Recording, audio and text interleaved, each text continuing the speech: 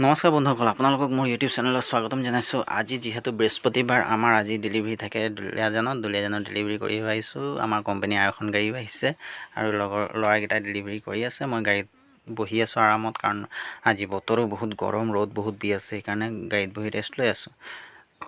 তো আমাৰ ডেলিভাৰী এয়া দেখিছে বন্ধুসকল, আজি ডেলিভাৰী শেষ হ'ল। তাকে আমি এতিয়া উভতি গৈছোঁ তিনিচুকীয়ালৈ। এতিয়া সময় হৈছে 4:10, সেয়া ঘড়ীত আপোনালোকে চাবলৈ পাব।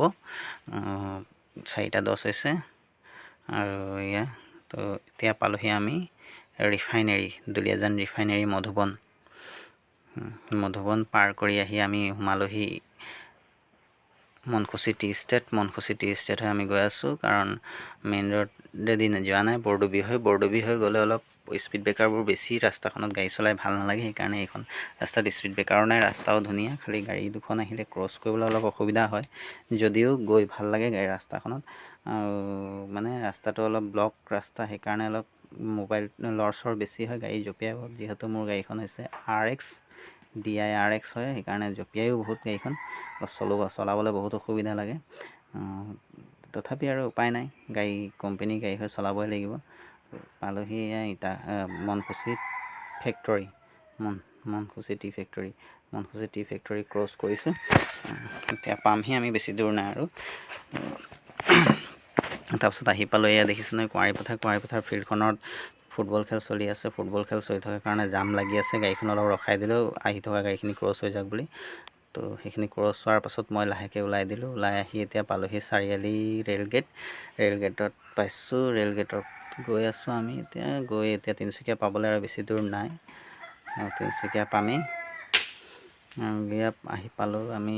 ইয়াত দেখিছোঁ নহয়, ইয়াত যে আগতে জাবৰ জোঁথৰ পেলাইছিলে দলঙৰ কাষত, তাত এতিয়া জাবৰ জোঁথৰ নেপেলাই, এইখিনি জাবৰ জোঁথৰ এতিয়া ইটাখুলিত পেলাই ইয়াত এটা সৰু সুৰা ৰিচাইক্লিং ফেক্টৰী বহাইছে। আৰু আমি এতিয়া বৰ্তমান আহি পালোঁ নপুখুৰী পাৰ্ক, তিনিচুকীয়া। আৰু অফিচ পাবলৈ বেছি দূৰ নাই, আমি অফিচ পামেই এতিয়া। চাই থাকক ভিডিঅ'টো।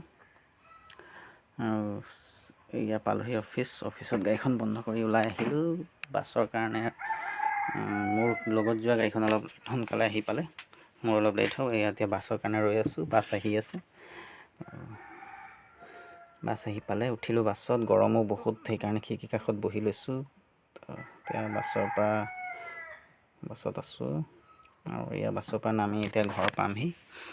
তো লগৰৰ তাত বাইকখন থোৱা আছিলে, লগৰৰ তাৰ পৰা বাইকখন লৈ ওলাই আহিলোঁ ঘৰলৈ বুলি। ঘৰলৈ আহি আমাৰ এইটো ঘৰৰ ৰাস্তা,